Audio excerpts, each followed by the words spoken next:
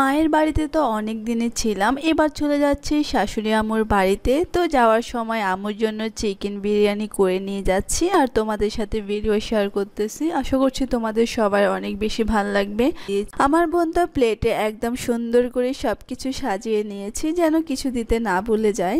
বাইরে থেকে কি সুন্দর চুলায় রোদ পড়তেছিল, তবে গরমও লাগতেছিল, রোদ অনেক বেশি ছিল।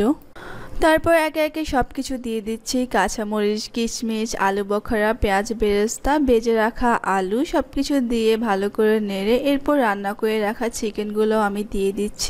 তারপর এই তো সবকিছু দিয়ে ভালো করে নেড়ে ছেড়ে এবার দিয়ে দিচ্ছি ঘি। কিছুক্ষণ রেখে দিবেন, তাহলে হয়ে গিয়েছে চিকেন বিরিয়ানি। বিরিয়ানি করা শেষ করে তো আমি বসে আছি, শুয়ে আছি, ব্যাগপত্র কিছুই গোছাচ্ছিলাম না। আমি বলতেছি যে এখনো তো টাইম আছে, এখনো তো টাইম আছে। কিন্তু আমার হাজব্যান্ড আমাকে বলেছিল আমি ঢাকা থেকে বাড়িতে যাব আর তোমার জন্য রাস্তায় ওয়েট করব, তুমি রাস্তায় এসে দাঁড়িও।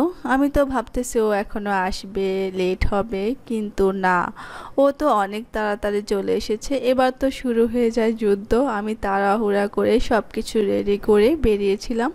আমি ওকে বলেছিলাম তুমি চলে যাও, আমি একাই যেতে পারবো, কিন্তু না, সে আমাকে নিয়েই যাবে। তো বলেছিল আমি সমীর মুন্সিতে ওয়েট করব তোমার জন্য।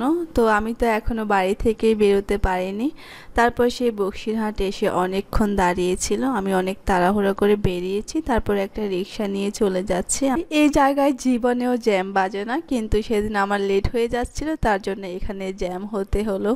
তারপর আর কি অনেক কষ্টের পর ওর সাথে আমার দেখা হয়ে গেল। আমি গাড়িতে বসে আছি, সে দোকান থেকে ফল কিনতেছিল।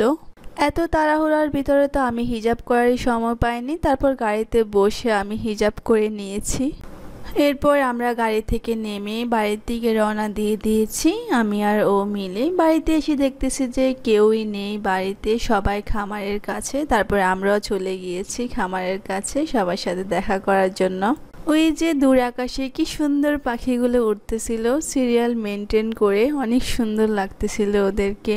তো আজকের ভিডিও এই পর্যন্তই। সবাই ভালো থেকো, নিজের খেয়াল রেখো। দেখা হবে অন্য কোনো ভিডিওতে, আর আমার পেজটি অবশ্যই ফলো করবে। আল্লাহ হাফিজ।